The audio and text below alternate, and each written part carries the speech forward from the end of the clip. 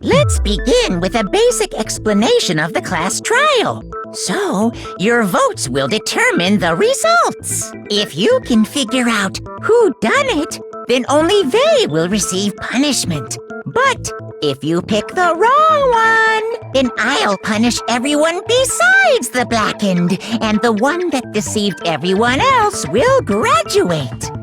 Now then, to begin with... We already know who did it! Was that? It was Hiro. He does not have an alibi for when the murders took place, and we found him in that suit. Don't try and deny it! You killed them! I didn't! Someone knocked me out! I was asleep the whole time! I don't know anything about it! Shut your murdering mouth, murderer! Who are you calling a murderer? I am sorry to say, Hiro, but we do have evidence. Blueprints for the suit. Parts we assume were used to build it. And all of it was found in your room. You have to admit, the evidence is quite compelling. It points to you as having created the suit and wearing it while committing crime after crime. How many times do I have to tell you? I don't know! I don't know!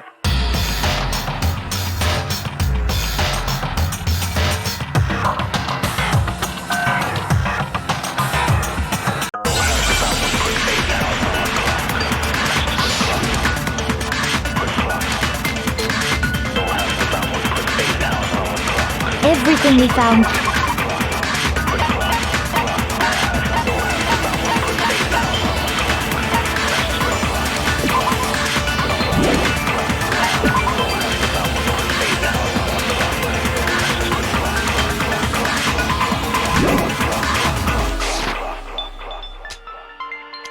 The blueprints, the suit parts, they are all proof enough that you are the culprit.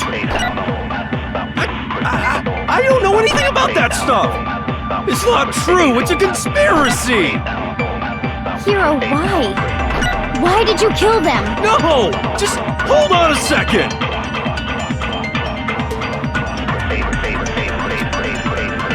Everything we found in your room.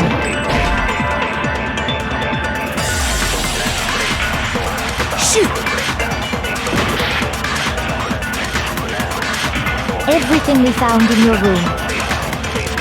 The blueprints, the suit parts, they are all that you are the culprit. I don't know anything! It's not true! It's a conspiracy! Hiro, why? No! Just hold on a second!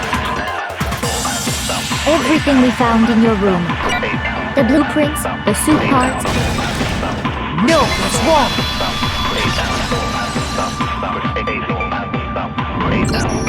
Are we sure Hiro really made those blueprints? What do you mean? Well, take a look at this. It's the note that Hiro wrote, asking everyone to meet up after Alter Ego disappeared. The handwriting's obviously different, wouldn't you say? When you compare it to the blueprints. There's no way you could think the same person made both of them. Unless that person made it a point to disguise their handwriting. No, the differences are bigger than that, I think. Come on! I'm not smart enough to think of trying to change my handwriting anyway. So Makoto, are you saying you don't think Hiro's the culprit? And he's not the only one. I think Hiro's innocent as well. What? Then who was in that Robo-Justice suit? Is it like Hiro said? Was there really someone running around in a second suit? The suspicious individual hidden within the suit. Go ahead, Makoto. Tell them who it was. So, who was in the Robo-Justice suit?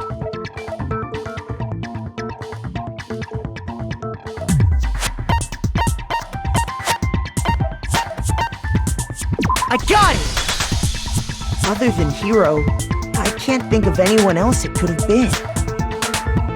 Obviously, he was the one in that particular suit, and we never found any kind of second suit.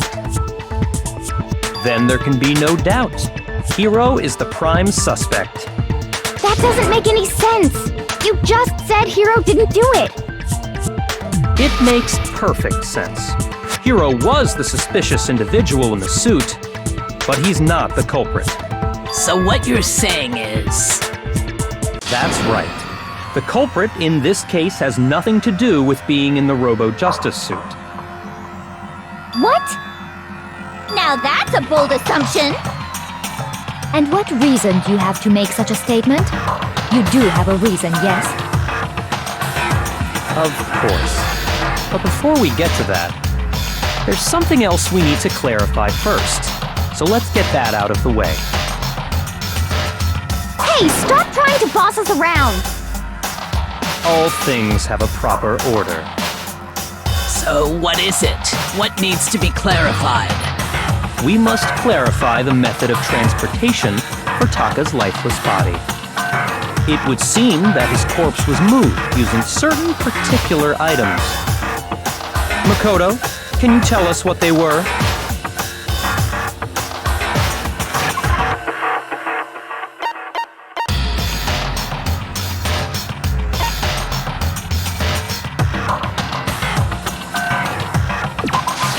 I got it!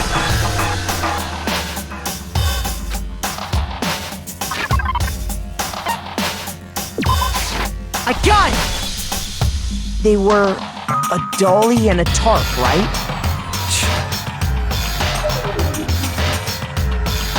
So, let's see if I can explain. Taka's body disappeared from the equipment room, and then we rediscovered it in the repository. And when we found it for the second time, it was wrapped in a blue tarp, right? It was the same tarp that, up until then, was stored in the equipment room. So the killer must have seen it there, and decided to use it when they moved Taka's body. That way, they wouldn't leave any bloodstains while they were moving it. Okay, that explains the tarp. And the dolly? Same thing. I'm sure the dolly was in the equipment room when we first found Taka's body there.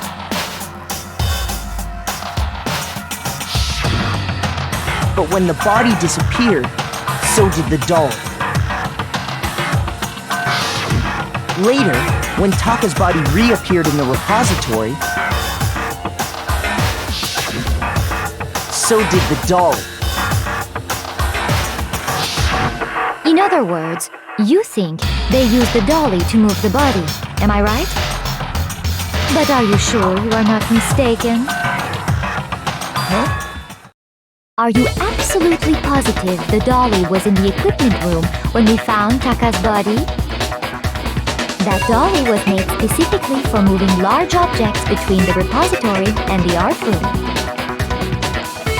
It would be very strange indeed to discover it had made its way to the equipment room. Is it not possible that it was in the repository all along, and you simply didn't realize it? She's raised an objection. How do you respond? There is no shame in being wrong. Nobody expects much from you anyway. We have all accepted the fact that you rarely understand what is going on around you.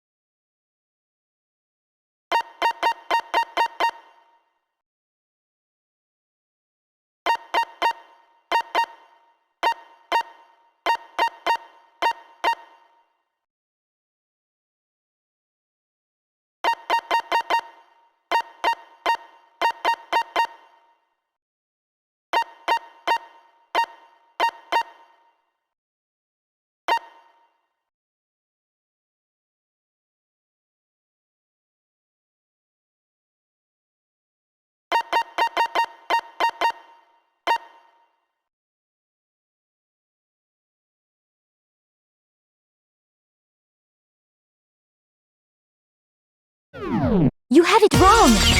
I cannot agree. You are a fool. So pathetic. Lies will get you nowhere. Do your worst. You miserable wretch. I cannot agree. You are a fool. Do your worst. You have it wrong. I cannot agree. You are a fool. So pathetic. Lies will get you nowhere. Do your worst. You miserable wretch. I cannot agree. You are a fool. Do your worst. I cannot agree. This should prove it.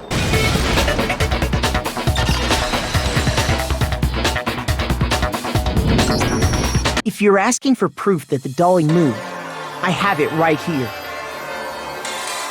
When I found the dolly in the repository, one of the wheels had a blood stain on it. There was a pool of blood in the equipment room with a tire mark in it that matched the dolly wheel's trail. The killer probably rolled the dolly through the blood on accident as they wheeled the body out of the room. And as the blood dried on the tire, they moved the body into the repository. So there's my proof that the dolly was used to move Taka's body.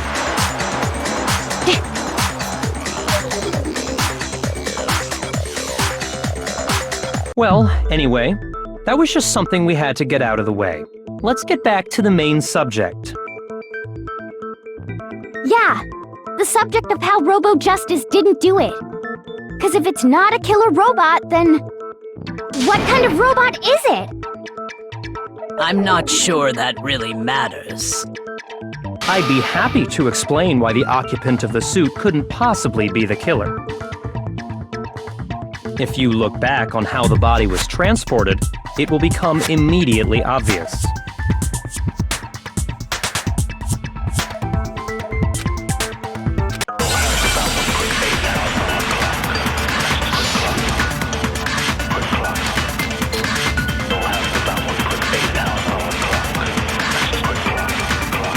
As we know, Taka was killed in the equipment room. And from there, the body was moved to the repository, correct? Yeah, the culprit wrapped the body in the tarp, then loaded it onto the dolly and wheeled it off, right? Now, keep in mind that the dolly doesn't have a handle. Well, yeah, but even without a handle, all you'd have to do is bend over. No, it's wrong!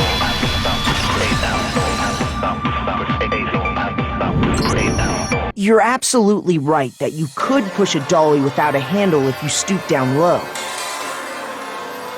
But if you were wearing that suit, do you think you could actually get into a position like that?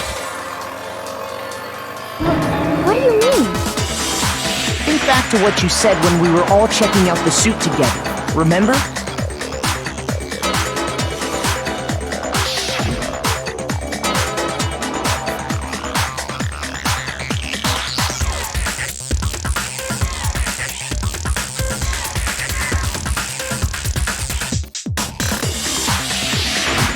When you're in that suit, not only can you not see your feet, but you can't even bend at the waist. Am I right about that? Now that you mention it, yeah. It seems like it'd be awfully hard to push that dolly if you couldn't bend over. Well, what's to stop you from simply pushing the dolly with your feet? When you can't even see your feet? You really think someone could kick the dolly all that way? Yeah, it'd be totally impossible! Not that I can say for sure myself. On top of that, if you were wearing such a rigid, cumbersome suit, it's very unlikely you would have the dexterity to go about wrapping the body in a tarp. Well, I mean, isn't that just a matter of taking off the suit when you're ready to move the body?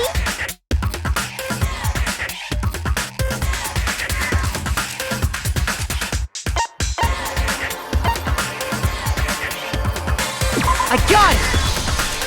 I don't think taking off the suit was an option. If you remember,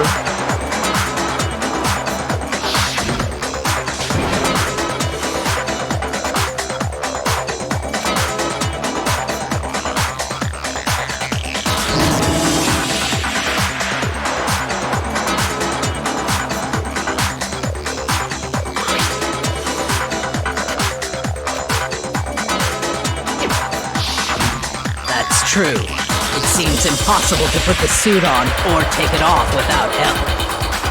Then, you really can't take it off by yourself? Hiro wasn't just making it up? Of course I wasn't making it up. If he could have gotten it off by himself, I don't think he would have let us see him wearing it. Showing up in the suit was basically an invitation for everyone to suspect it. Yeah, that's right. So, it's really true that Robo-Justice couldn't have moved the dolly? To be clear, whoever did move the body, it couldn't have been Hiro in the robot suit, correct? No, wait. Just a second, if you please. Have you forgotten about the picture that I took? You all got a good look at it, did you not? The image of Hifumi being dragged away by Robo-Justice? If whoever was in that suit is not the culprit, how do you explain that? Besides, do you remember what the now deceased Hifumi said?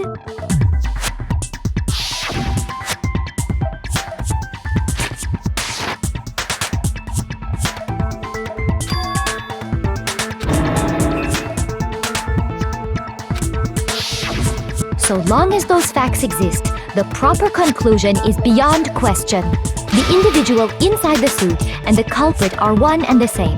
It was Hiro, without a doubt. Yeah, that's gotta be right. Hold on a second. It's still far too early to reach that conclusion. Besides, there's no hurry to decide who did it. Before we rush to a verdict, shouldn't we explore every single possibility? Instead of seizing on one viewpoint, the truth is uncovered by analyzing things from every angle. Perhaps, but where do we go from here? Let's review this series of unfortunate events from the beginning. Maybe we'll uncover something new. What a pain in the ass! I don't disagree, but our lives are on the line. If this is what it takes, we have to do it. Plus, maybe we'll get to find out where the heck Kyoko was when everything went down. All right then, let's take another look back at what happened. I suppose we could start with this morning. 4 of us gathered together in the dining hall. Makoto, Hina, Kyoko, and myself. We waited there for quite a while, but nobody else showed up, so we went to look for everyone. That was around 8 a.m. And as soon as we split up, Kyoko went missing. Soon after that, Hina found Celeste in the rec room and quickly came to get Makoto and me. It seems I was unconscious for about an hour after I was attacked by my mystery assailant. I know it was an hour because I remember being attacked a little after 7. That was when we saw Celeste's picture and discovered that her assailant had been wearing a strange costume. As it turns out, it was Robo-Justice. It also soon became clear that this same Robo-Justice had abducted Hifumi. We were soon joined in our search by Byakuya and Toko, and then went on to find Hifumi in the library. He was injured, so we took him to the nurse's office and resumed our search for the suspect. But not long after leaving the nurse's office,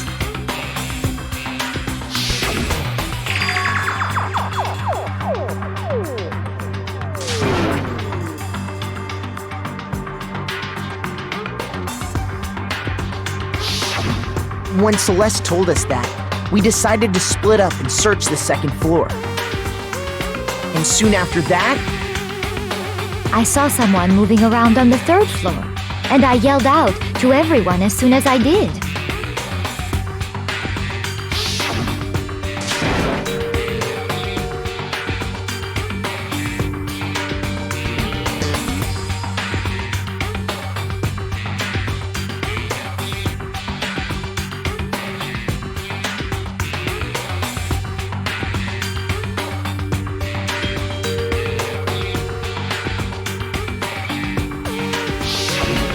Then,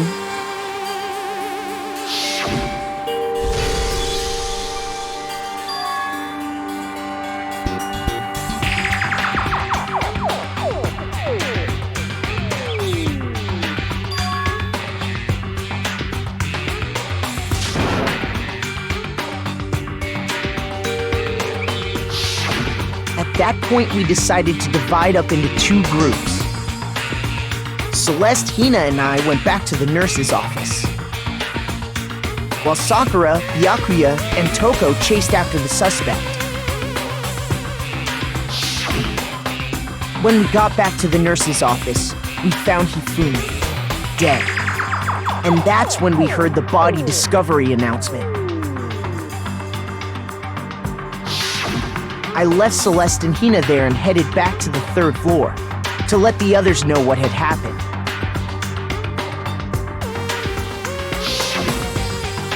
Meanwhile, we had just discovered Taka's body in the equipment room.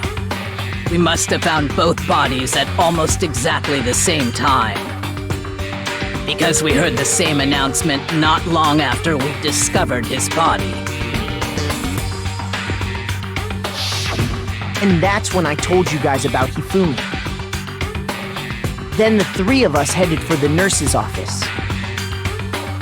But right after we left the physics lab, we ran into Celeste, who'd arrived after us, and she told us something very surprising.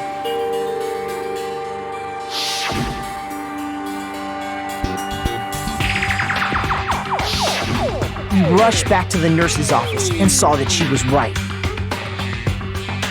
Then we remembered we'd left Toko passed out in the equipment room, so we hurried back again.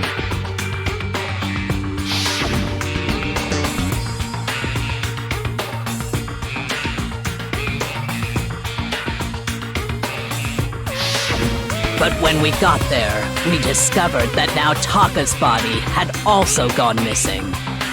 Next thing we knew, we were searching the school for 2 missing dead bodies. And after some time, Celeste informed us that she'd found the bodies, and we all headed to the repository, which is where we rediscovered the corpses.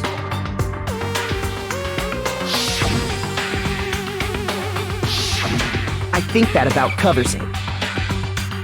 I see. The whole thing sounds exceptionally complicated. It certainly seems to me that these are not a simple series of connected events.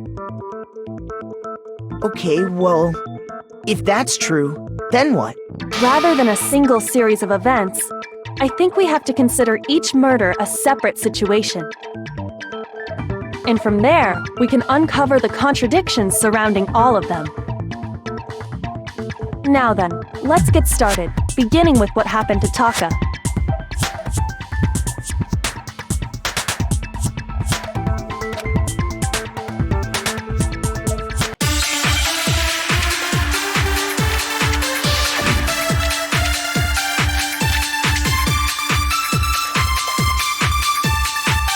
So, regarding Taka's death, I wonder if he died before Hifumi, or perhaps it was after? We already know what order they were killed in. Taka came last what makes you say that? because of the numbering of the Justice Hammers. It's true that Hifumi was killed with Justice Hammer 3, while Taka's death came from a swing of Justice Hammer 4. See? So it's obvious Taka came after.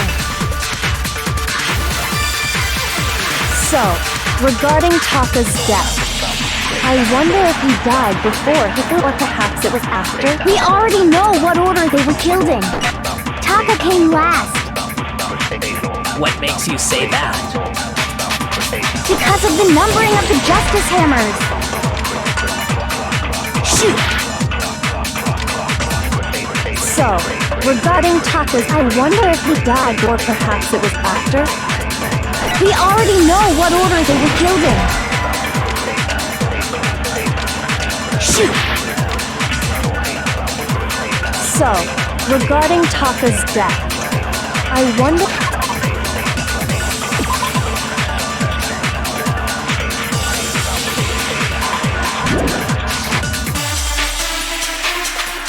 Or perhaps it was after? We already know what order they were killed in. Taka came last. What makes you say that? Because of the numbering of the Justice Hammers. It's true that Hifumi, while Taka's death, See? So it's obvious Taka came after.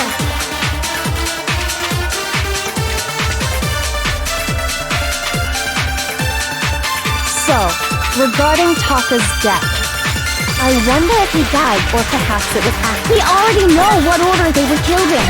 Taka came last. what makes you say that? Because of the numbering of the Justice Hammers.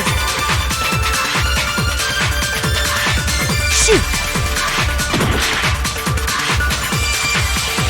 So, regarding Taka's death, I wonder if he died before Hifumi, or perhaps it was after? We already know what order they were killed in. Shoot! So, regarding Taka's death, I wonder if he died, or perhaps it was after? We already know what order they were killed in. Taka came last. What makes you say that? Because of the numbering of the No, that's wrong!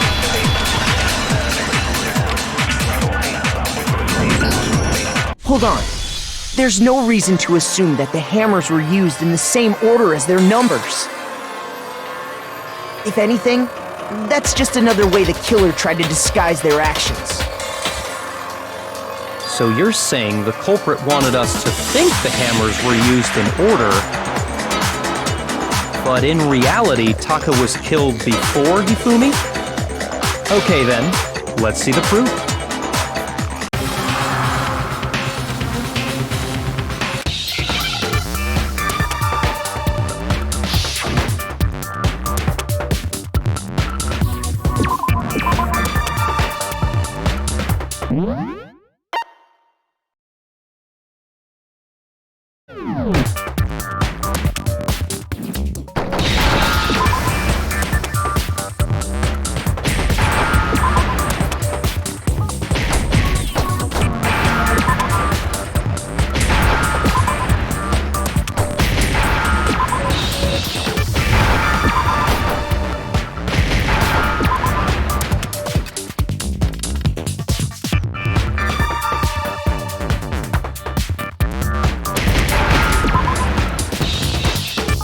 Now I understand!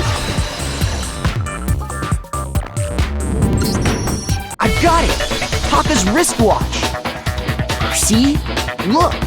It broke with the hands pointing just past 6 o'clock.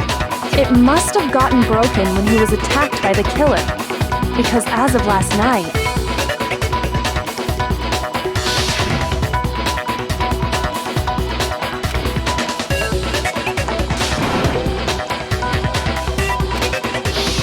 so if it wasn't broken after 6 last night, then he must have been attacked around 6 this morning. And that would be his official time of death. But if that's true, then he was killed well before Hifumi. And before Celeste was attacked this morning, which happened around 7. That's right. Taka was killed before any of the other incidents took place. That simple fact slipped past all of us. We made the wrong assumption about the order of events, all because of those Justice Hammers. That's exactly why the culprit wrote the numbers on each hammer and had them increase in size.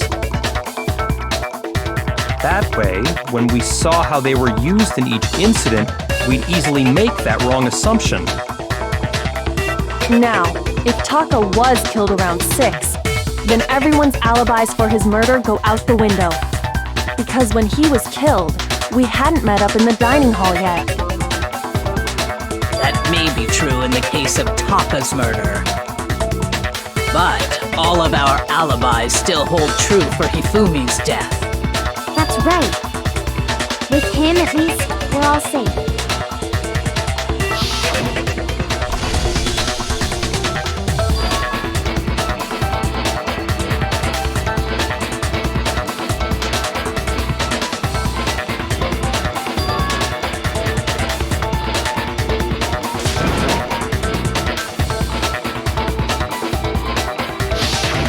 When we heard Hifumi screaming, we were all together.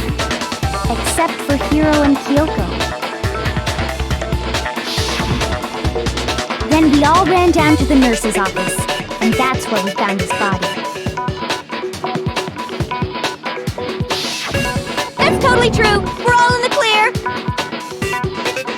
Oh, I know! They must have recorded him screaming on a tape or something, then played it later on! If that's true, where's the tape? I don't know. Don't just go making stuff up!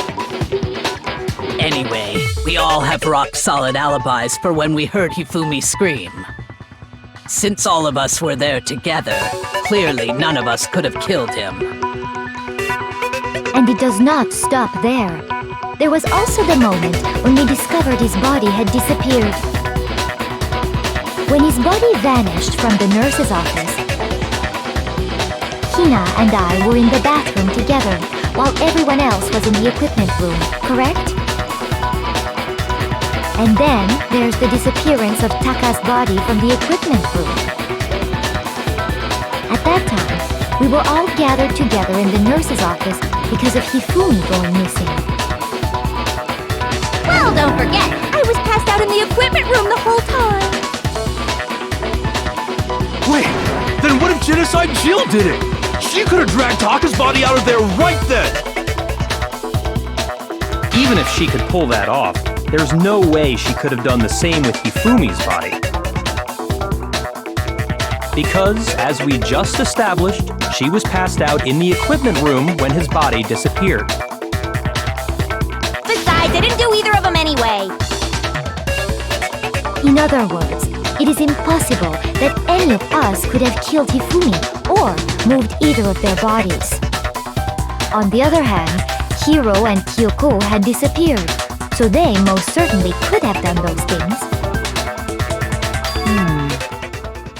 So what now, Kyoko? For now, we can't get fixated on who did it, or we'll just keep going around in circles. So instead of who, I propose we start talking about how. In particular, I think we need to figure out how Hifumi's body got moved. That's true. We searched everywhere, but we couldn't figure out how to explain his body disappearing. And according to what Celeste said,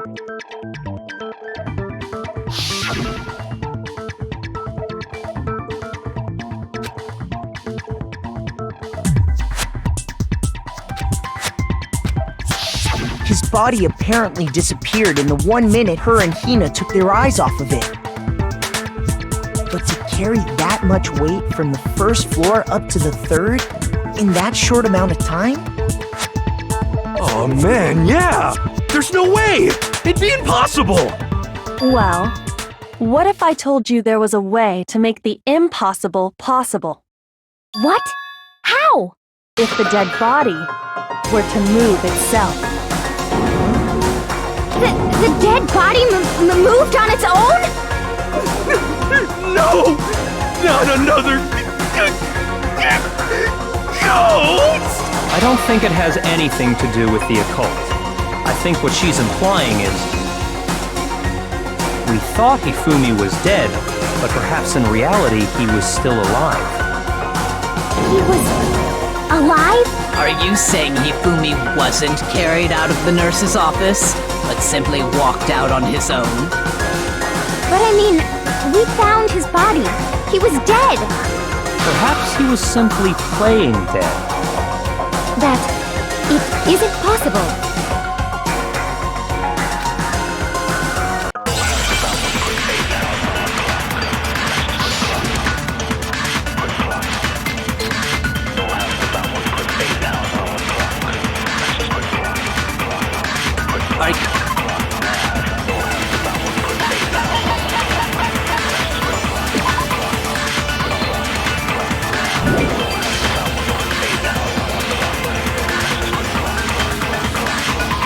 There's a chance he was actually still alive.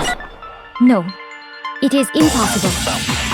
Hifumi was dead, without a doubt. And you know that how? Surely you heard the body discovery announcement along with the rest of us. Hifumi's dead body had been found. And that is why the announcement was made. Are we really so sure about that? Maybe the announcement was intended to signal someone else's discovery.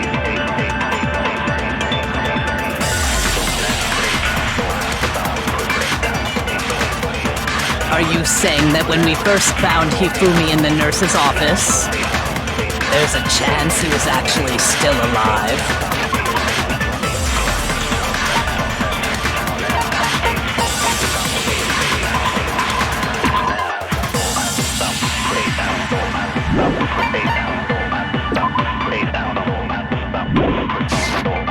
No, it is impossible. Hifumi was dead, without a doubt. And you know that how?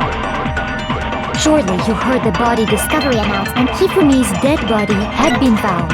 And that is why the announcement was made. Are we really so sure? Maybe the announcement was intended to signal someone else's discovery. Are you saying that when we first found Hifumi in the nurse's office, there's a chance he was actually still alive? No, it is impossible. Hifumi was dead, without a doubt. And you know that how? Surely you heard the body discovery announcement along with the rest of us. Hifumi's dead body had been found. And that is why the announcement was made. Are we really so sure? Maybe the announcement was intended to signal someone else's discovery. Are you saying that when we first found Hifumi in the nurse's office, there's a chance he was actually still alive? No, it is impossible. Hifumi was dead, without a... And you know that how? Surely you heard the body discovery announcement along Hifumi's dead body had been... No, that's wrong.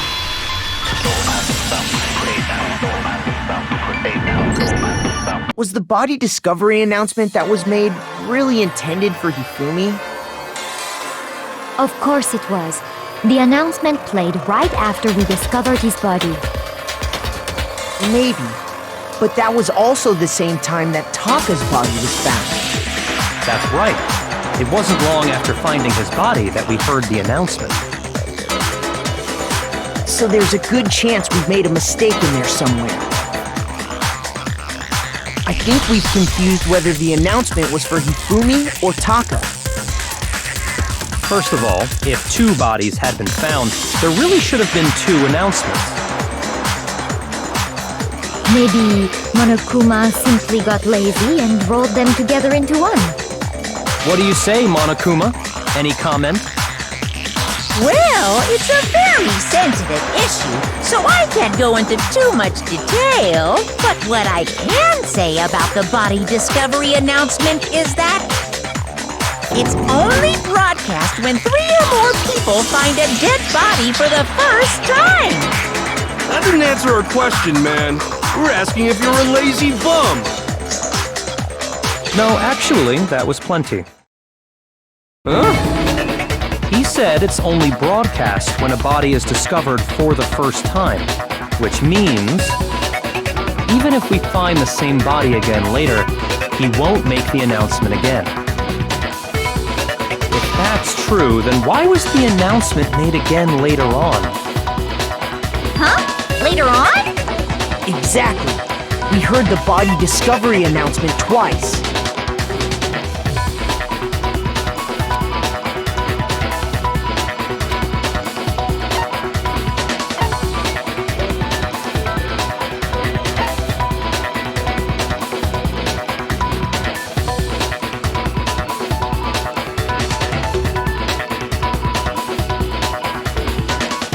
I got it! We heard it a second time in the repository, when we rediscovered the two bodies.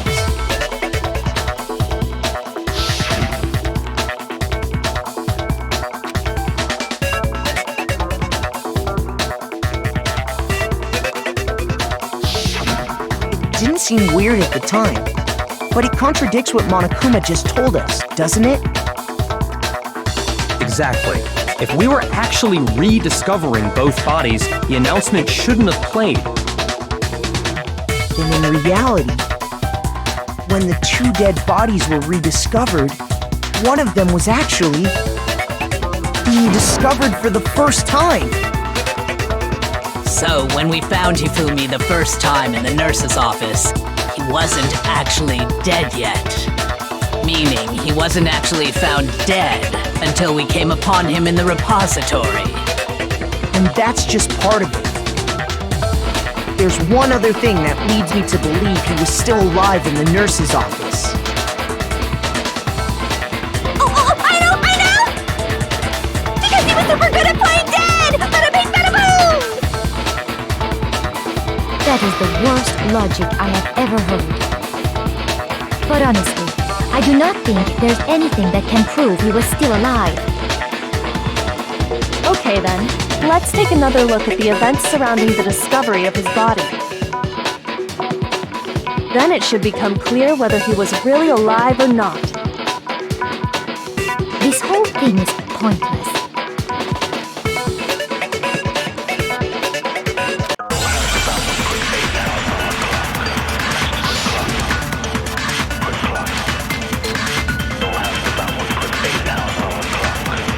Well, here's one thing we do know. The first time we found Hifumi's body was in the nurse's office. And then, while me and Celeste were in the bathroom, his body disappeared.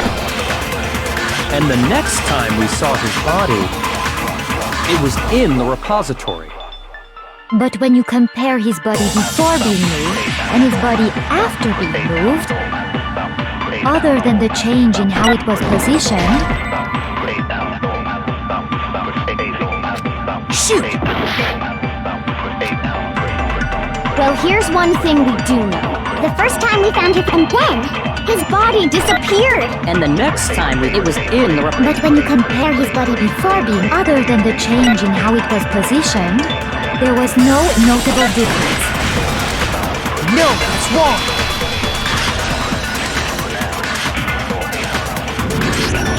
In fact, there was one clear difference between Hifumi in the nurse's office and the repository. His glasses. That fact alone proves that he was only playing dead in the beginning. Perhaps you'd like to fill the rest of us in? When we found Hifumi in the nurse's office, his glasses were covered with blood. But when we found him again later in the repository, they were spotless. And I found the item he used to wipe them clean in the nurse's office trash can.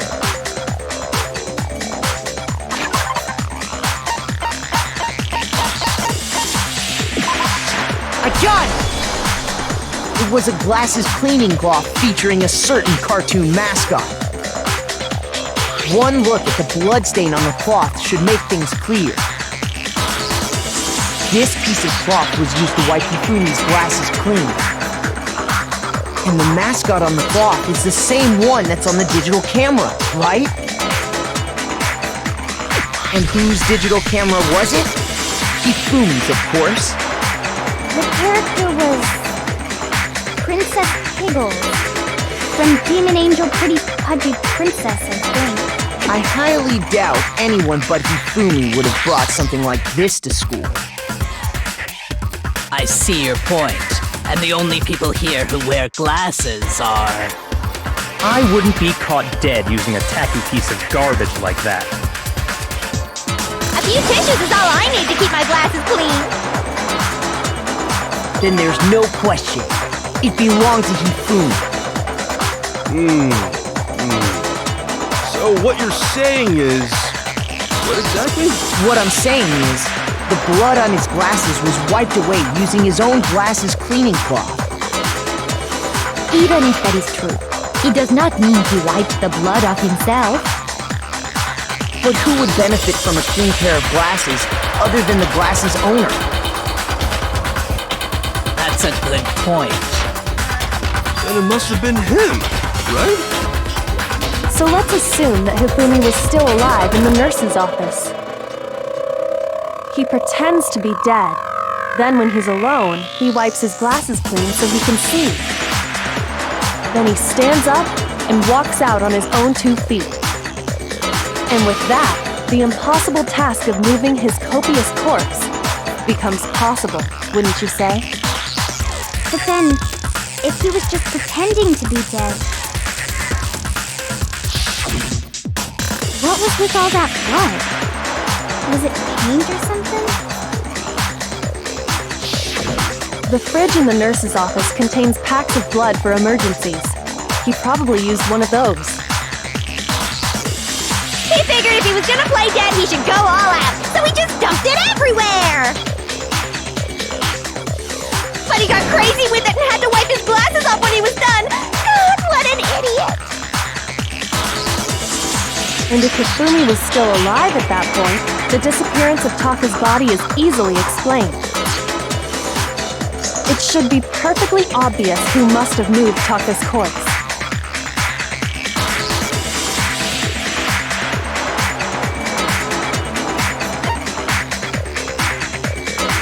I got it! It could only have been Hifumi. While we were all gathered in the nurse's office, he went to the equipment room and took Taka's body. That also explains how the door to the repository got locked. The door was locked? Well, after the bodies disappeared, we all went looking for them, right? So me and Sakura headed for the repository. But when we got there, the door was locked. And the repository door can only be locked from the inside. Which means when Hina and Sakura got to the repository, someone was already inside. And it could only have been Hifumi, who just finished stashing Taka's body there. He convinced us all he was dead, and when he saw his chance, he dragged Taka's body to the repository. So, Hifumi wasn't just another victim in this case. He was one of the assailants. But that means he took part in the murders. I just can't believe it. If you're having trouble, would you like me to show you one more piece of evidence? There's more? Oh, absolutely.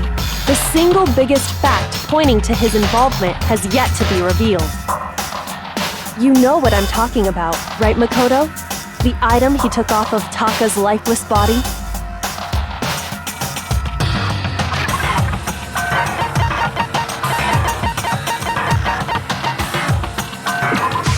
I got it! You're talking about the note Hifumi had hidden away, aren't you?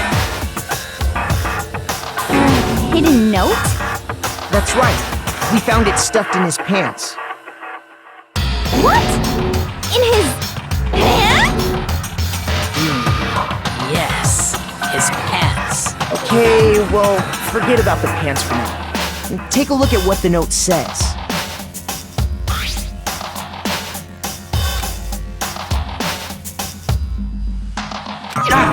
That's the note I was telling you about.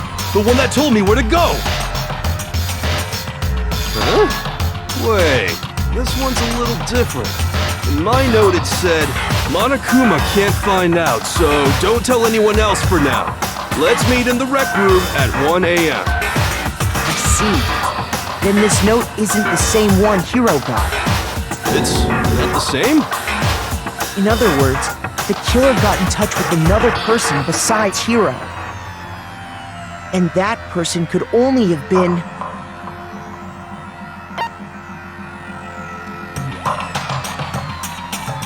I got it! That's right!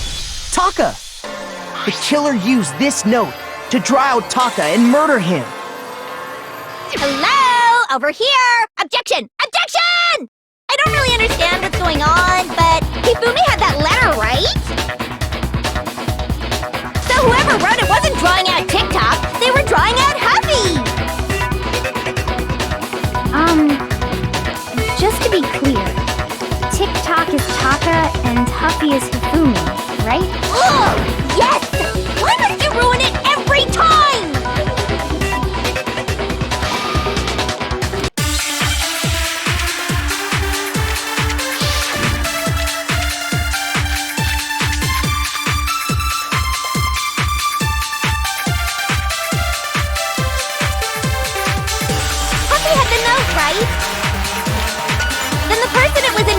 for. Must have been Hobby! But remember what the note said. What time did it say to meet? 6 a.m., I believe. The time doesn't matter! The note has nothing to do with TikTok!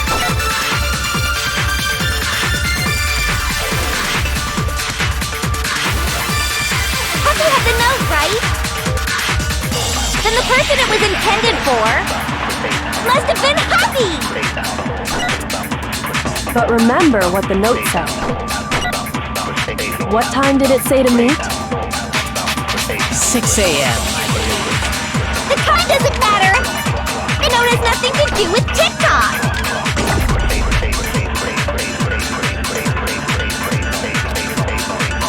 Puppy had the note, right?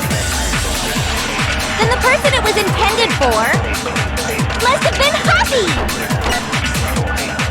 But remember what the note said.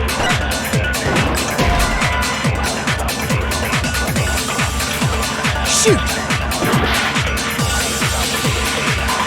Puppy had the note, right? Then the person it was intended for must have been Hobby! But remember what the note said. What time did it say? 6 a.m., I The time doesn't matter! The note has nothing to do with TikTok!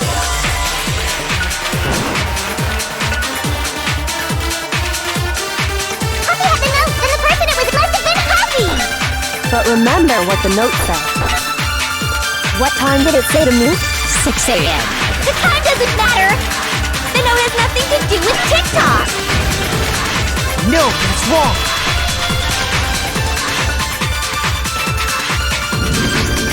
No, there absolutely is a connection. What the hell are you talking about?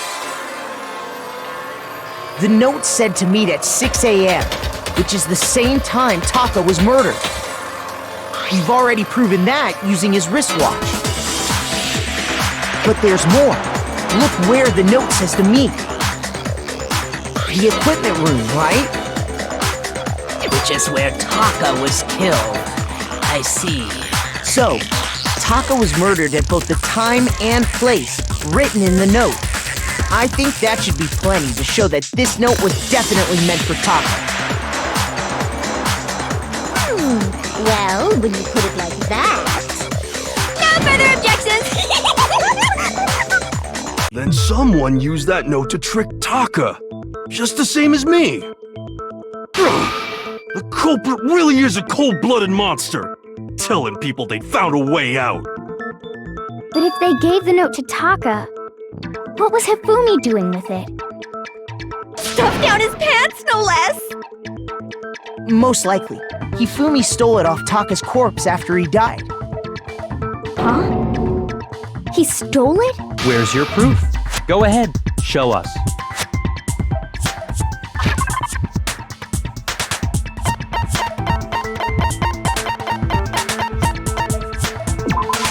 I got it! When I searched Taka's body, I saw that his lifeless hand was gripping a small scrap of paper. If I'm right about this, the sheet of paper this piece came from is... I knew it! It fits perfectly with the note we found hidden on Hifumi. Then Taka's scrap and Hifumi's note. Yup, they're from the same piece of paper. Hifumi had the note meant for Taka, while Taka's corpse still grasped a small piece of that note. There's only one way to explain it. Taka died clutching the note.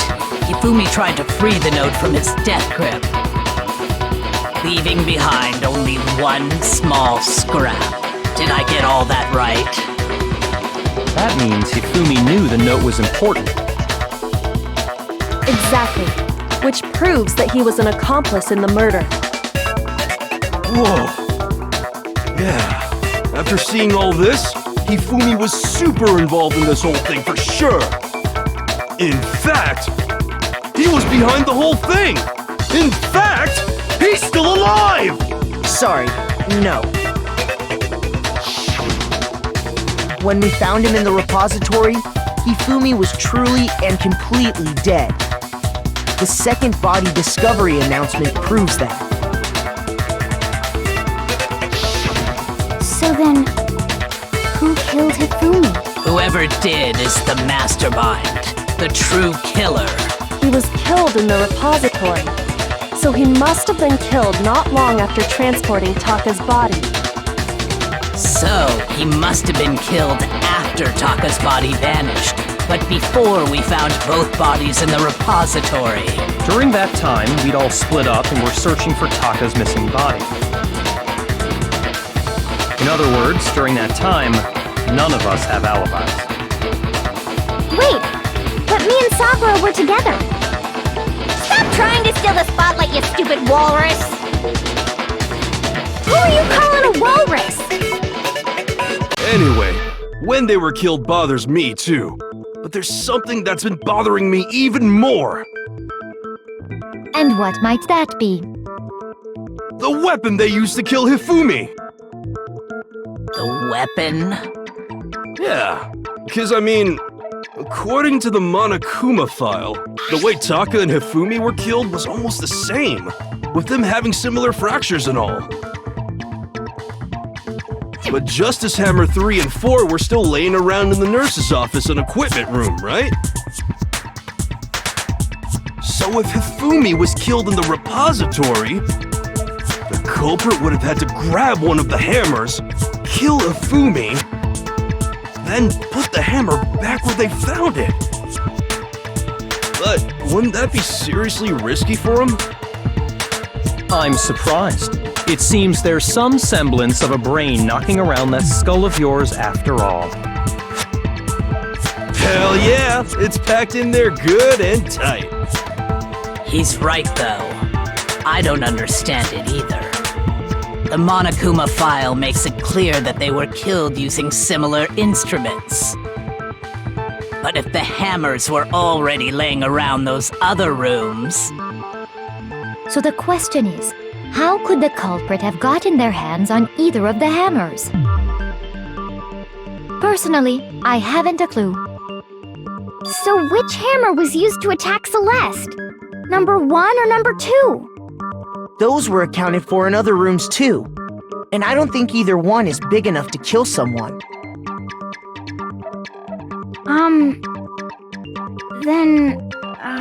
Is it not possible they used a different weapon? I don't think it is possible. They were both killed with the same kind of thing, right? So then, what was used to kill Hifumi?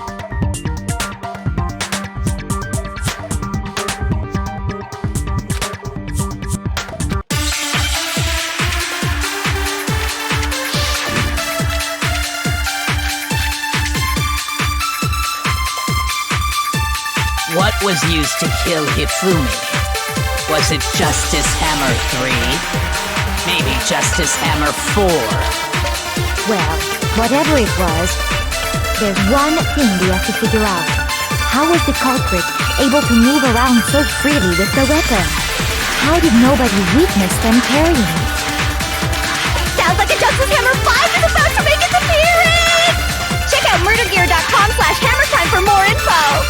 Well, one thing seems pretty clear. The murder weapon had to be one of the Justice... No, that's wrong!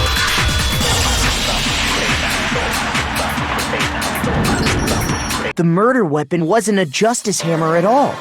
No, it was something completely different. But, seriously? A different weapon? Specifically, a hammer from the repository. The killer could have easily used that to kill Hifumi. Now, all the hammers in the repository were covered in flecks of grit and debris. But for some reason, one of them had been scrubbed clean.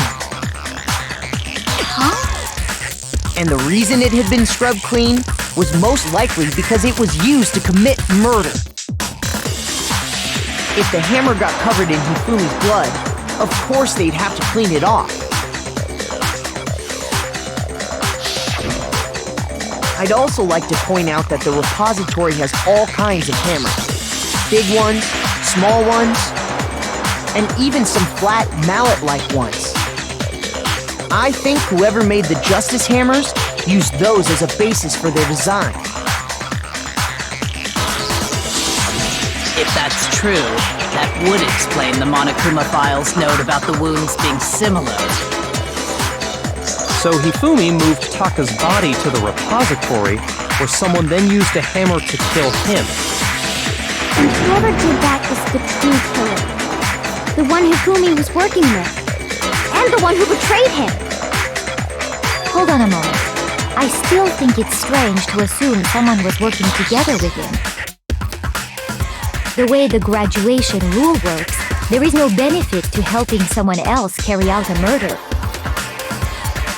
So the idea that anyone would work together like that is simply ludicrous. We talked about this, did we not?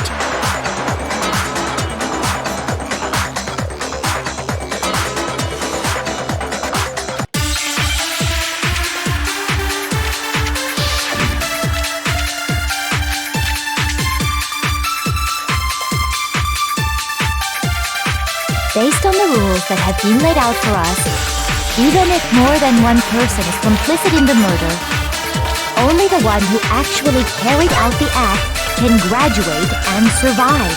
Assuming the rule holds true, it is simply impossible that two people work together on this.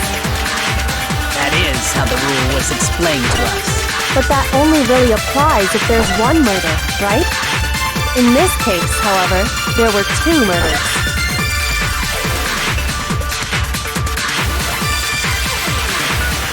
Based on the rules that have been laid out for us, even if more than one person is complicit in the murder, only the one who actually carried out the act can graduate and survive. Assuming the rule holds true, it is simply impossible that two people work together on this. That is how the rule was explained to us. But that only really applies if there's one murder, right? In this case, however, there were two murders. Based on the rules that have been laid out for us, even if more than one person is complicit in the murder, only the one who actually carried out the act can graduate and survive. Assuming the rule holds true. No, that's wrong!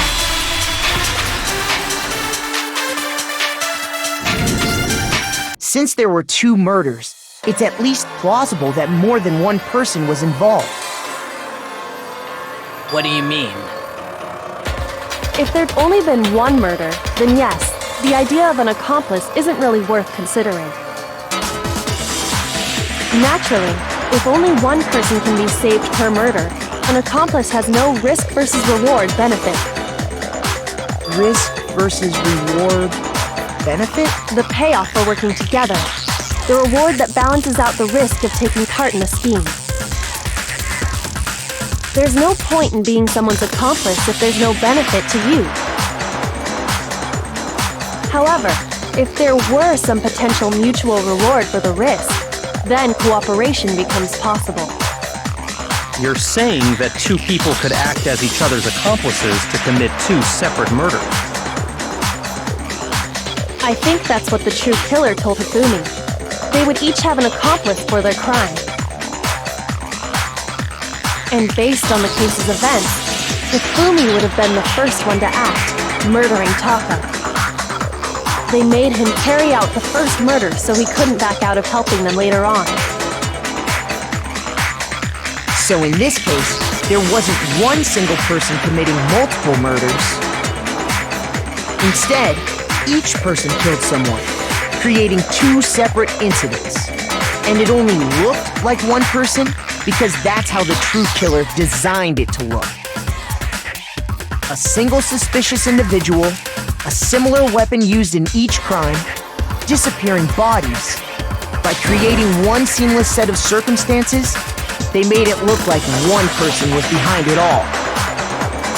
The mastermind picked their target and managed to convince him to go along with their plan. And then, to avoid the no accomplices rule, they simply killed their accomplice. Which, if true, means that betraying Hifumi was part of the plan from the very beginning. That's just awful! How could anyone everyone be so cruel? You think so? I can't help but admire its cunning. Still, their choice of accomplice seems odd.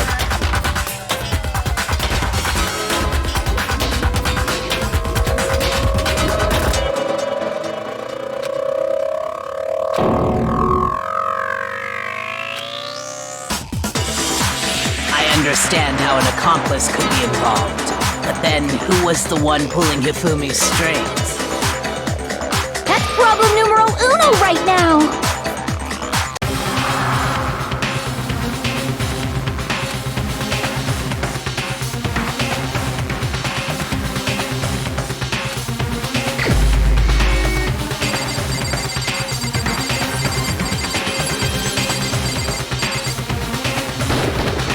Here's my answer. It was Celeste. So I'm the suspicious individual now, am I? I really do hate this kind of joke. A joke? I wonder. So what you are saying, then, is that I specifically chose to work together with Hifumi. The idea that I would choose to spend any amount of time interacting with him, that I would go within 10 feet of that shit-for-brains, that lazy, worthless goddamn idiot! Pardonnez-moi. Just to be clear, there is evidence to support it. Is that so? It is. Throughout the investigation, there was certain behavior that was common only to the two of you. Considering what we've learned so far, it only further proves that the two of you were working together.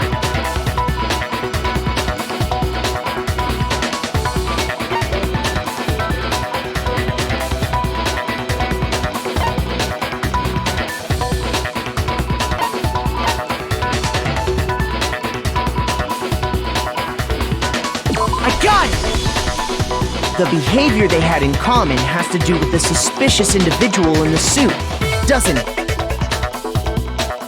The only ones who ever actually saw Robo Justice firsthand were Celeste and Hifumi. Shush, the adults are talking now. Sorry.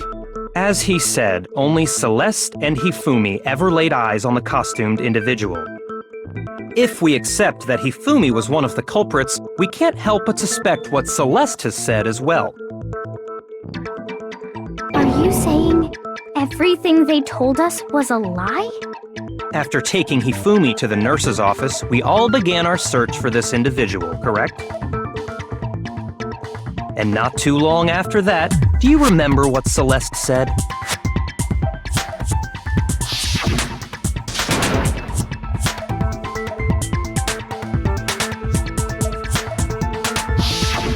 We headed to the second floor specifically because of what she claimed to have seen.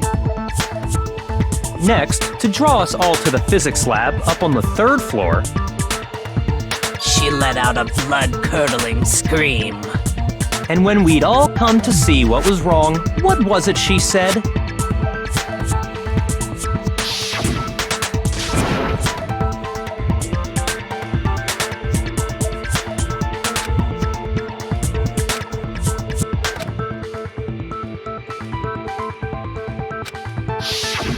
Once she'd done her job of getting us all up to the physics lab, it was time for her partner to get to work.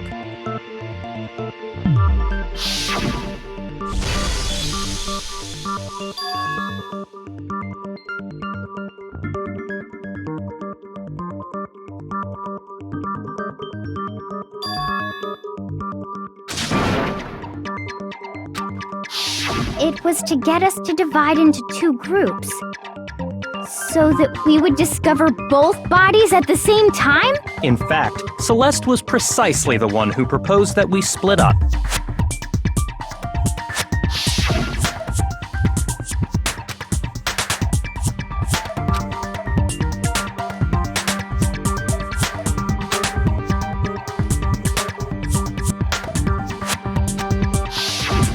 Well, if Celeste and Hifumi were working together, all those chance events suddenly become connected. And on top of that, that piercing cry of yours early on.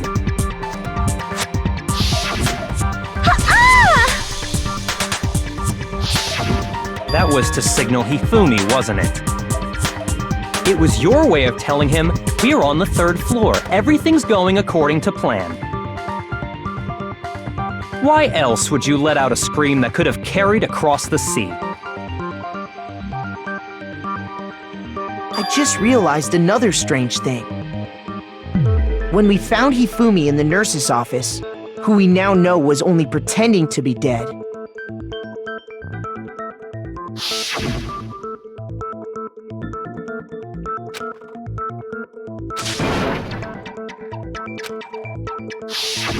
Celeste, you were the first one to say he'd been murdered. You wanted to make sure we wouldn't have any doubt in our minds. I don't believe it! Everything, the whole thing was one big act! Hina, you were with Celeste when Hifumi's body disappeared, right? Yeah. I was feeling kinda sick, so Celeste took me to the bathroom. Wait! Then that was... She wasn't worried about you. She just saw a chance to help Hifumi sneak out of the nurse's office. Each piece isn't much by itself, but start putting them together and the picture gets very ugly indeed. Wouldn't you agree, Celeste? I have no idea what you mean. Don't bother trying to deny it. You made one fatal mistake. Oh, did I?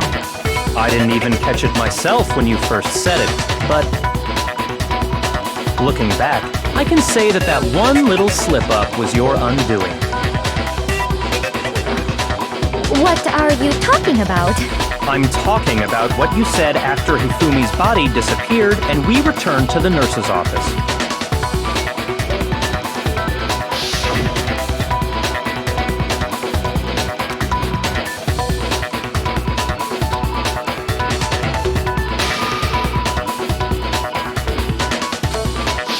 I remember her saying that too, but I don't understand what's so strange about it. Then pay attention.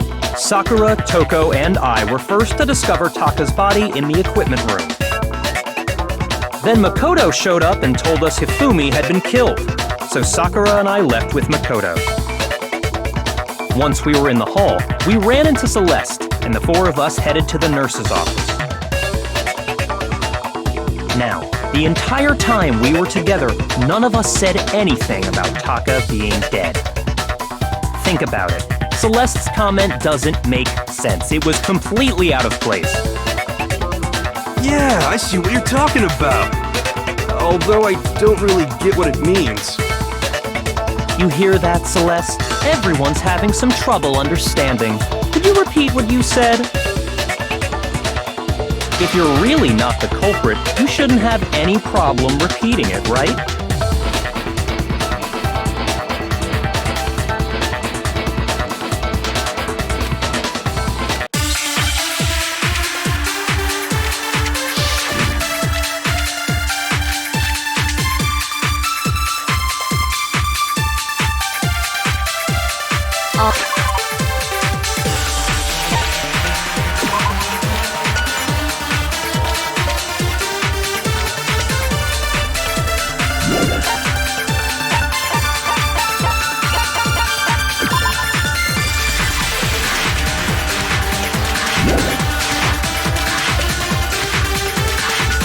They must really be enjoying this.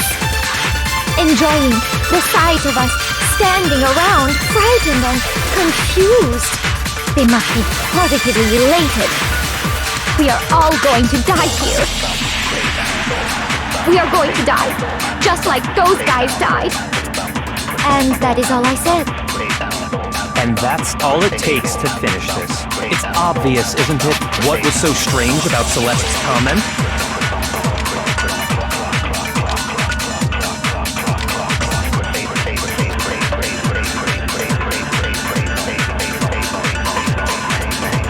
All I said was, they must really be enjoying this. Enjoying the sight of us standing around, frightened and confused. They must be positively elated.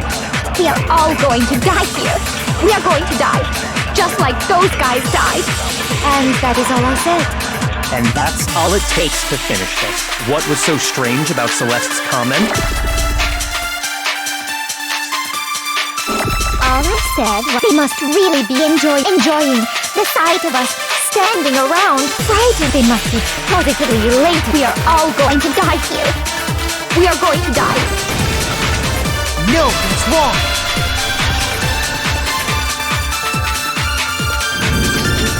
That's right. There's no reason Celeste should have said, just like those guys died. When she said that, none of us had told her Taka was dead. Exactly. And we didn't run into her until after we were all out in the hall. So there was never any chance for her to have seen his body in the equipment room for herself. So how did you know, Celeste? How did you know more than one person had been killed? And how did you know they were both guys? Because Kyoko had also disappeared, right? So she could have been dead too. You all have such vivid imaginations. You know that? Imaginations?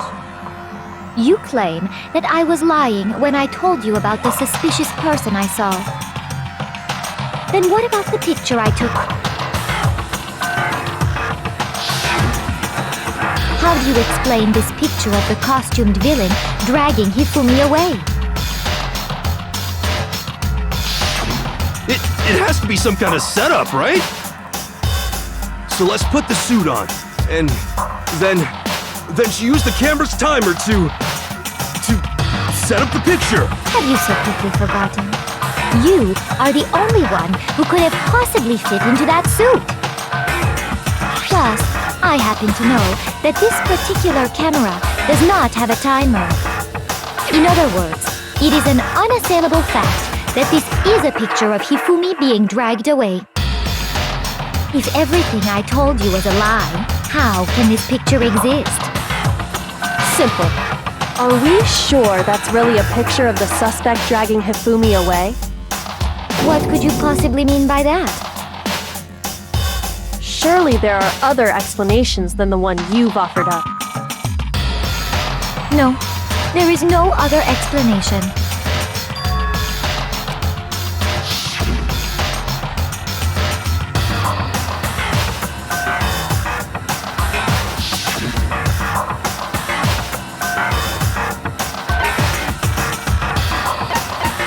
I got it! It's not a picture of the suspect dragging Hifumi away.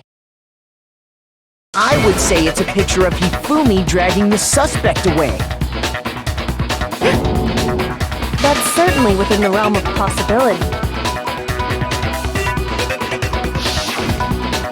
The one being dragged off in that picture isn't Hifumi, but the person in the robot suit. We've simply been led to believe that it's the other way around. And the strange costume might only exist to lead us astray even farther. If you saw someone wearing something like that in this situation, of course you'd notice and be suspicious. That's what happened! You put me to sleep and made me out to be the bad guy in all this!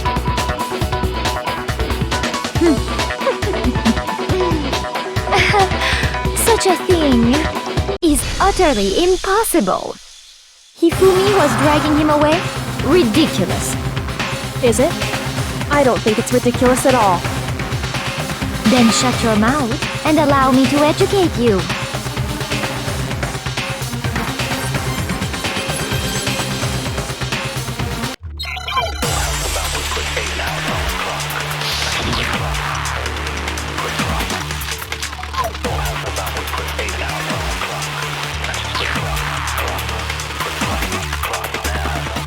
Dressed me up in that suit after I passed out. Then you just draped me across Hifumi and had him carry my weight. You tried to make me look like the bad guy.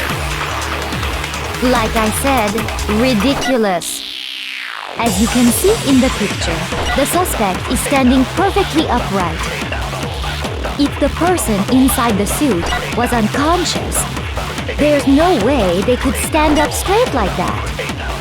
Then the fortune-telling idiot is the culprit after all! No way!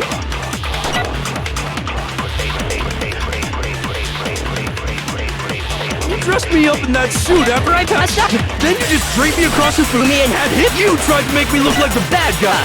Like I said, ridiculous. As you can see in the picture, the suspect is standing perfectly upright.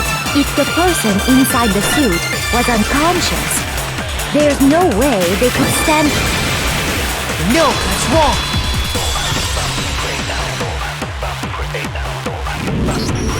No. Even if the person inside the suit were unconscious, they could still stand up like that. Because that Robo-Justice suit had a certain characteristic.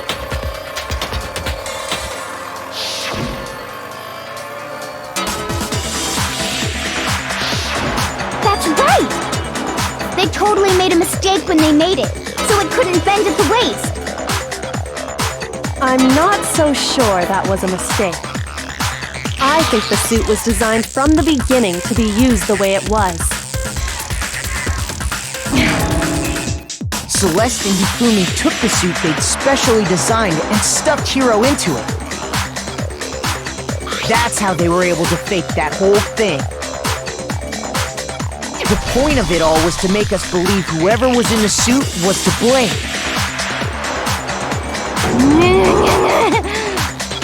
Well then, I suppose this is checkmate.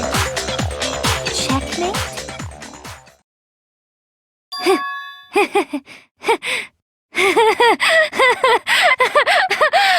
Don't make me laugh, you idiot! What do you mean, checkmate? Celeste?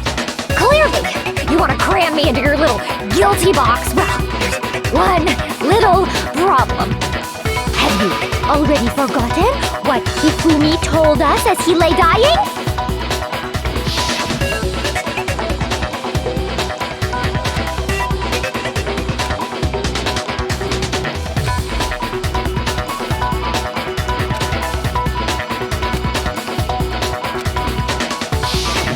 When we asked him who had attacked him, his answer was quite clear, was it not? He said, and I quote, Yasuhiro. In other words, Yasuhiro Hagakure! Right! But my name isn't really Yasuhiro! It's actually Taro! Your confusing statements don't make any sense. You're only making things more complicated. He did say Yasuhiro, but are we sure he was really pointing the finger at Hiro? What the hell are you talking about? I'll burn you alive! Kyoko, what do you mean by that? Think back to how Hifumi used to talk to us. How did he refer to each of us?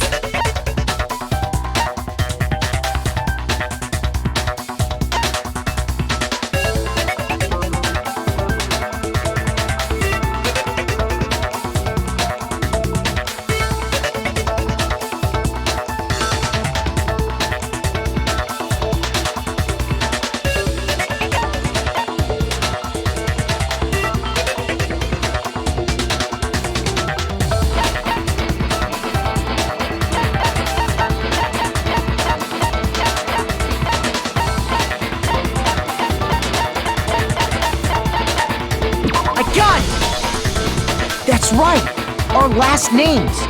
He called us all by our last names! Exactly. I know I heard him say Mr. Naegi more than once, for example. So if Hifumi did mean to say Hiro's name, he would have said his last name, Hagakure. I'm sure it was just incidental. By chance, his first name. Indecent? Don't talk. Random chance. Now isn't that a convenient explanation? No, there's no reason to think he would have said the name any different than normal. But he must have run out of energy before he could say any more. So Hifumi was trying to tell us the last name of whoever killed him? but the name he said doesn't apply to anyone here. Well, no. Hold on. There's one person it could apply to, and that's Celeste. She never actually told us what her real name is. What did you just say? To think you'd take your false accusation so far, I don't know whether to laugh or spit! Come on! Enough with your idiotic blather! Yasuhiro is a loser's name! Do I look like a loser to you? Well, do I? What?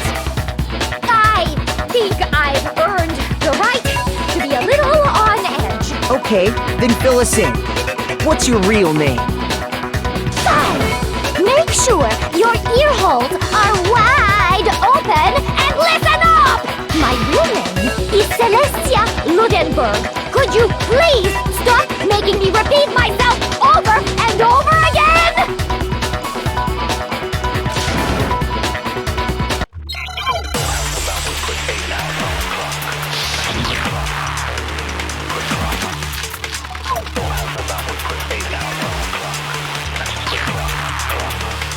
Hifumi was trying to tell us something.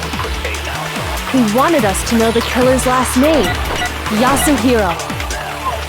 If there's one person here who might have that last name, It would have to be you, Celeste. You haven't told anyone what your real name is. How many times do I have to tell you? My name is... Celestia Ludenberg, god damn it! How long do you plan to go on pretending? I'm not pretending. It's the truth. And since you have no way to contradict me, No, that's wrong.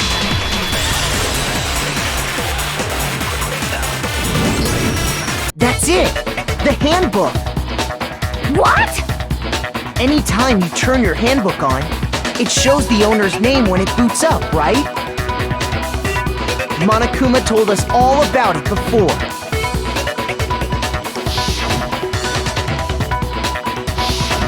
So all we have to do is check her handbook, and that'll clear up everything. That's how we can find out Celeste's real name. That's an invasion of privacy! I refuse to cooperate! Celeste, can you please just tell us what really happened? Please, just tell us. Even when I'm put in check, it's just my nature not to give up. Because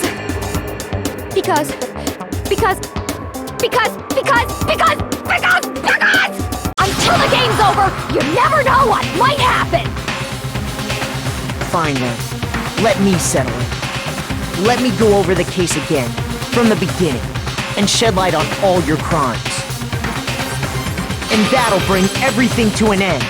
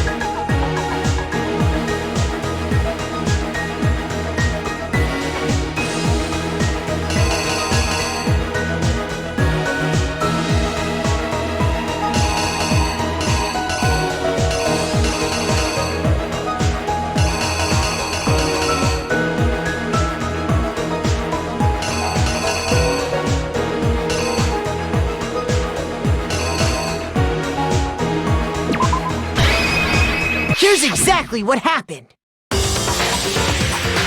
Before anything, the killer persuaded someone to help carry out the murder. And that person was...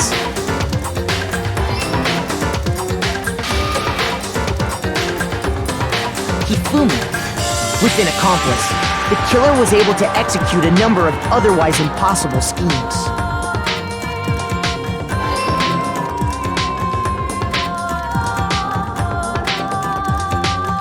First, they convinced someone to meet them in the rec room last night at 1 in the morning.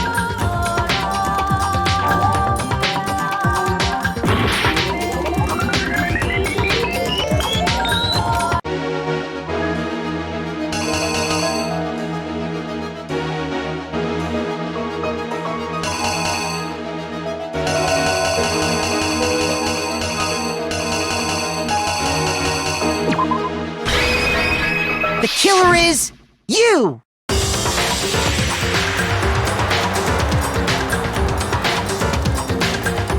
First, they convinced someone to meet them in the rec room last night at 1 in the morning.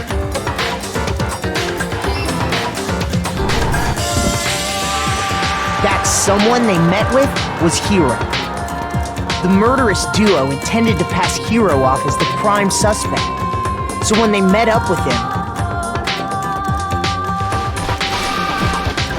they drugged him, knocked him out, and stuffed him into the Robo-Justice suit.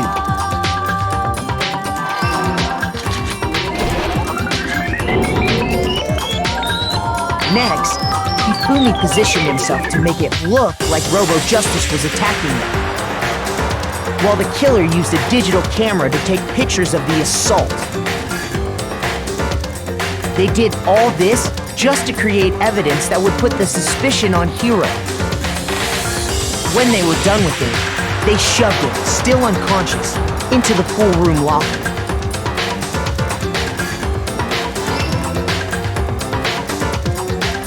And then finally, at 6 a.m., they moved into the murder phase of their plan. They called Taka to the equipment room.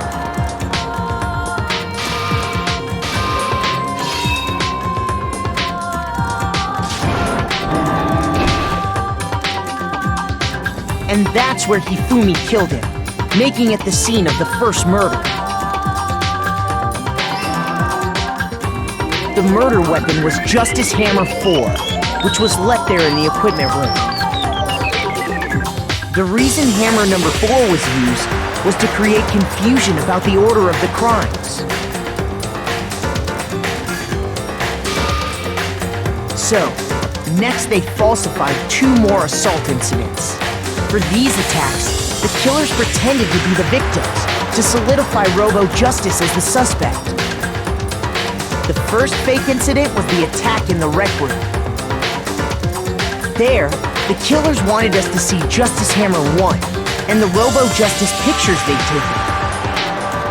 They wanted to make sure we bought the surprise attack story. The second fake incident was the attack in the library.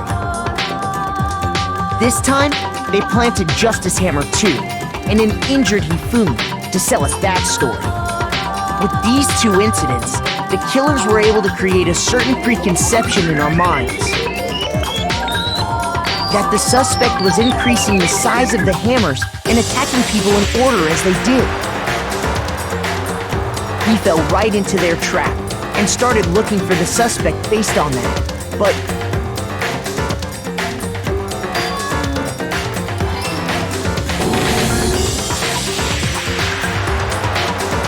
while we did that, we left Hifumi alone in the nurse's office. This was exactly what Hifumi was hoping for.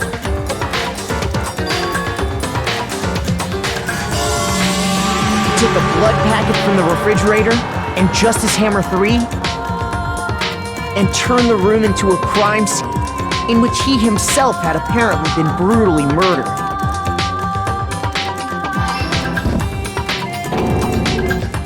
He let out a scream to draw us back, and when we returned, that's what we found. Meanwhile, the other group that had been out searching found Taka's body at the same time.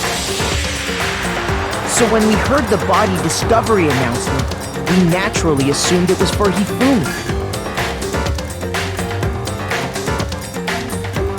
We left the nurse's office, and Hifumi once again took advantage of the situation. He simply got up and made his escape. When we learned his body had disappeared, we all rushed back to the nurse's office. And once again, Hifumi had the chance he was waiting for. This time, he snuck into the equipment room.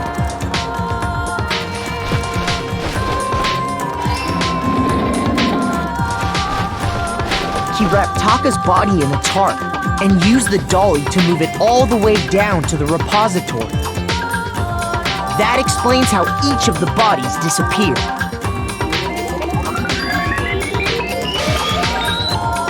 But even Hifumi didn't know what the true killer had in mind for their final act.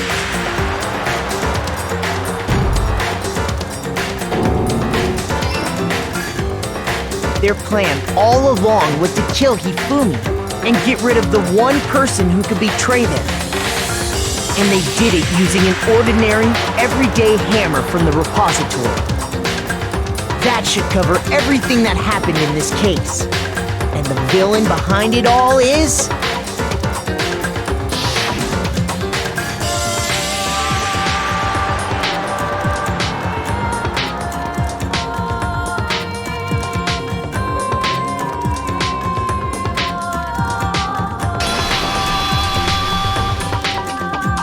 Celeste! Sorry, you lose.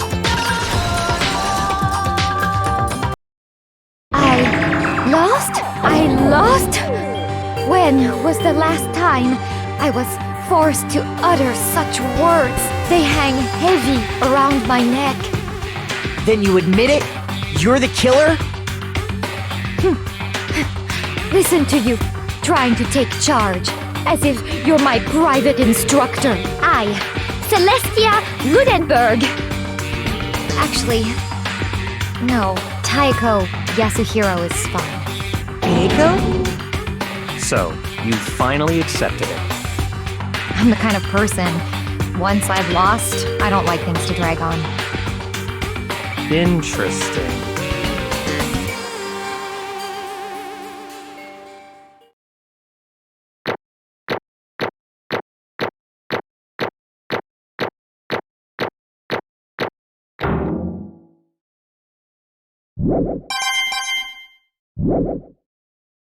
Okay, Monokuma. I'm ready to begin. Or, no. I suppose this is the end, isn't it? It is indeed the moment we've all been waiting for. Time to vote. Okay? Okay. If you would, please locate your lever and cast your vote. And when the votes are tallied, who will become the blackened? Will you make the right choice or the dreadfully wrong one? What's it gonna be? What's it gonna be?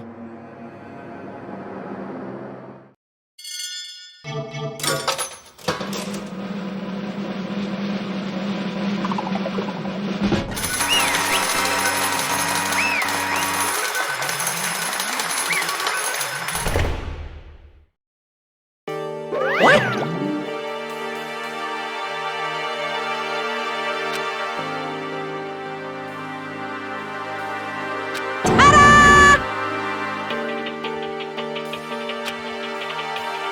Honestly.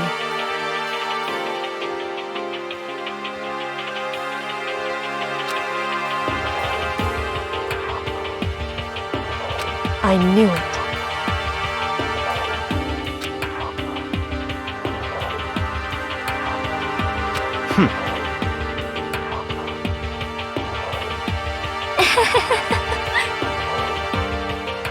So then...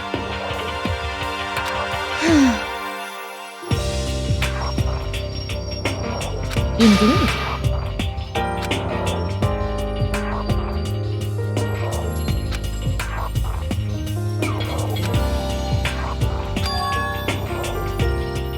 Say what? Just a second.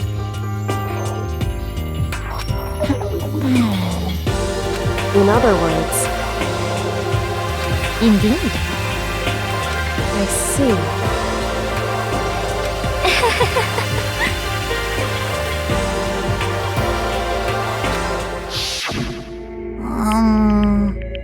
Actually, What? are you okay with this? So then,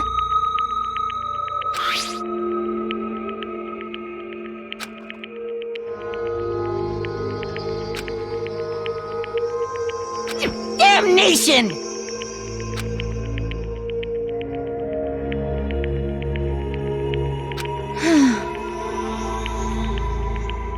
Say what? as for me, Oh, as for me, what?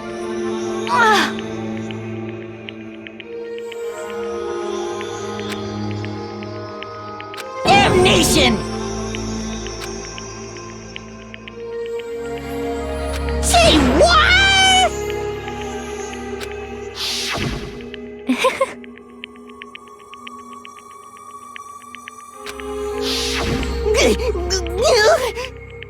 Completely unforgivable!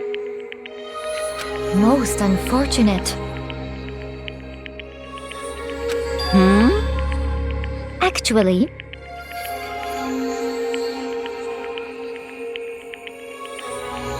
What?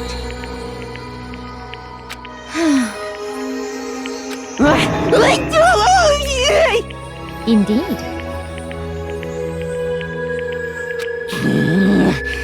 This is unforgivable! Completely unforgivable! Honestly,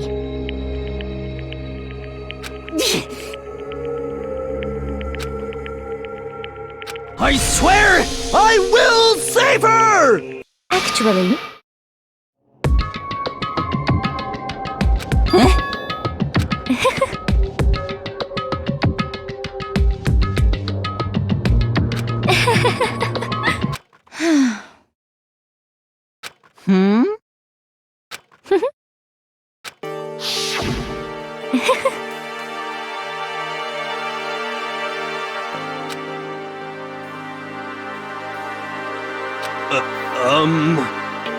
I see. indeed.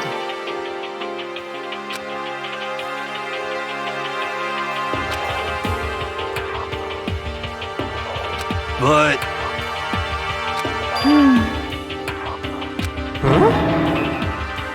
Let's see.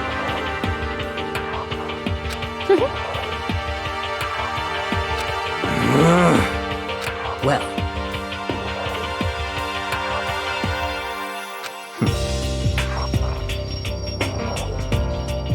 Are you okay with this?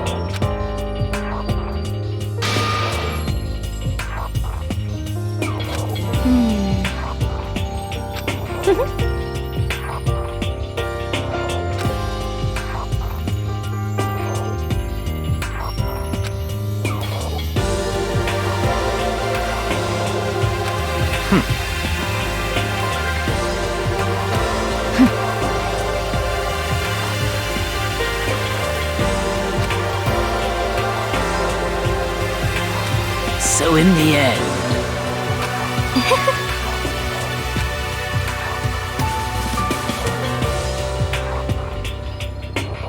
What the heck?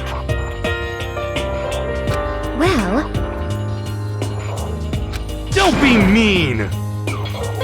I wonder about that. Why? What the heck?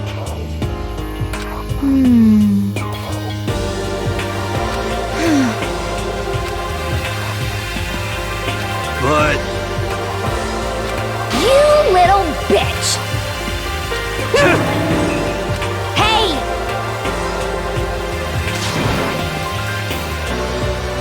You little bitch! This is fine.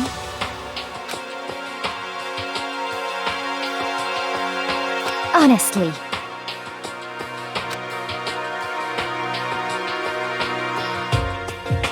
As for me, isn't it wonderful?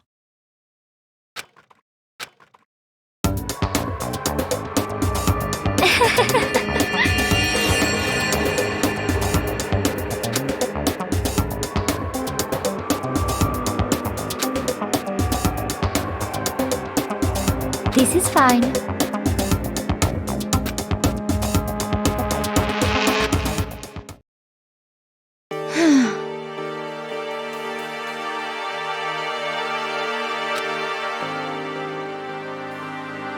There is nothing to be done.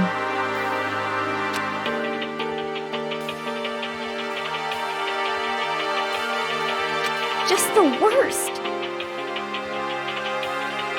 Oh!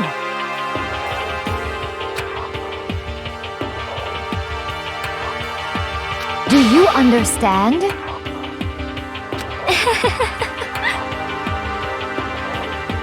What is this?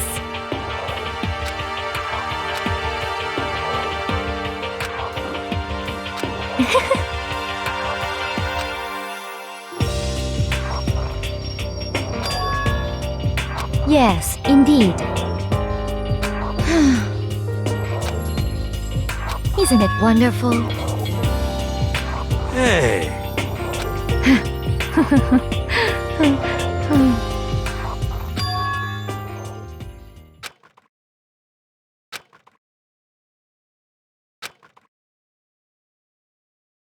Thrills, chills, kills!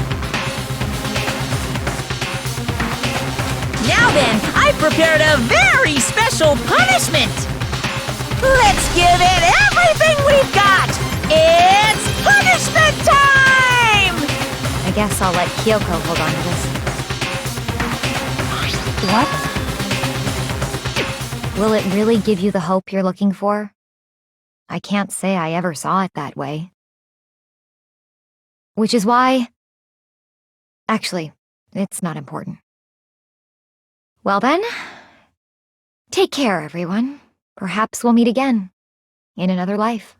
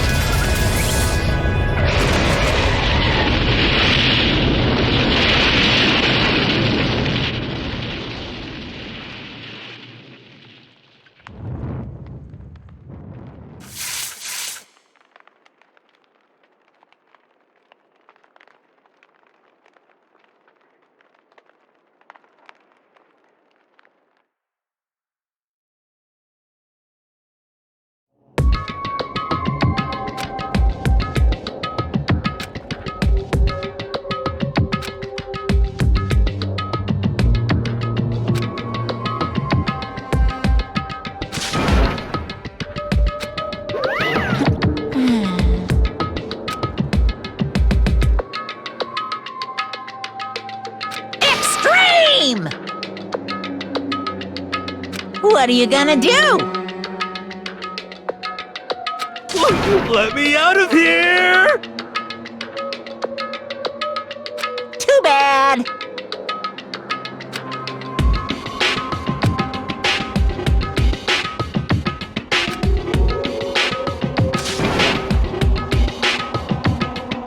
How strange.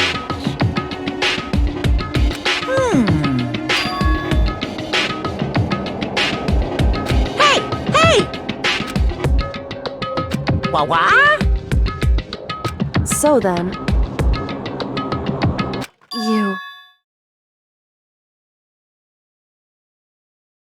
Ooh! Hey, Ooh! How exciting!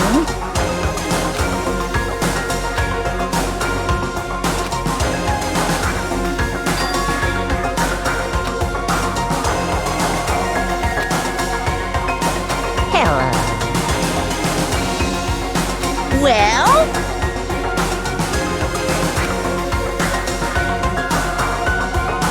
See ya later!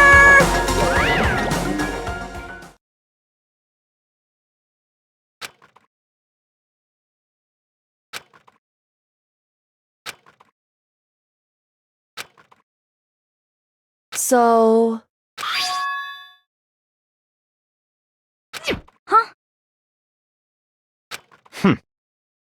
Hey, Indeed.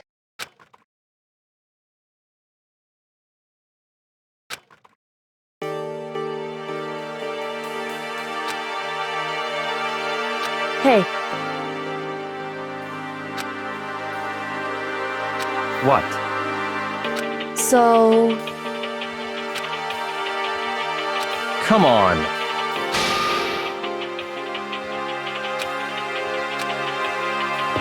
What?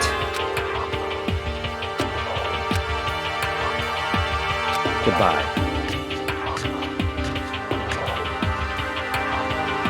well then. Yo!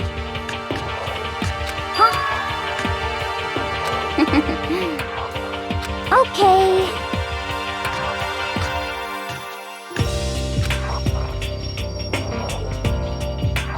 Shall we go? So then,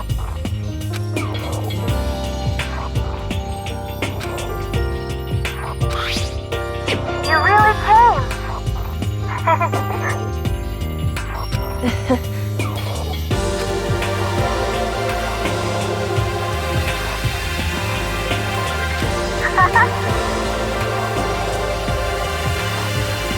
So.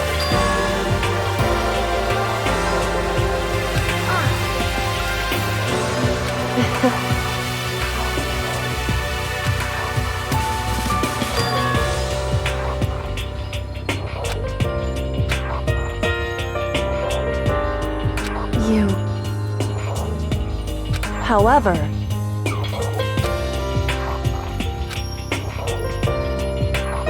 what?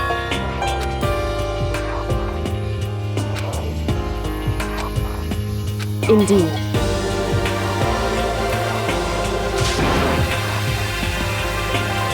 What?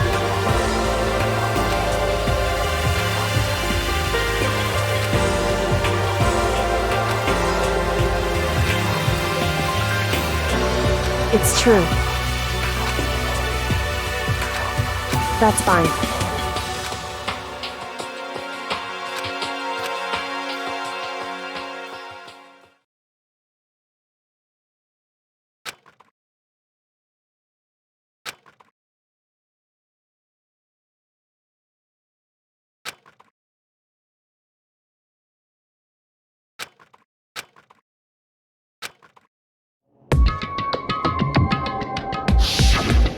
Correct.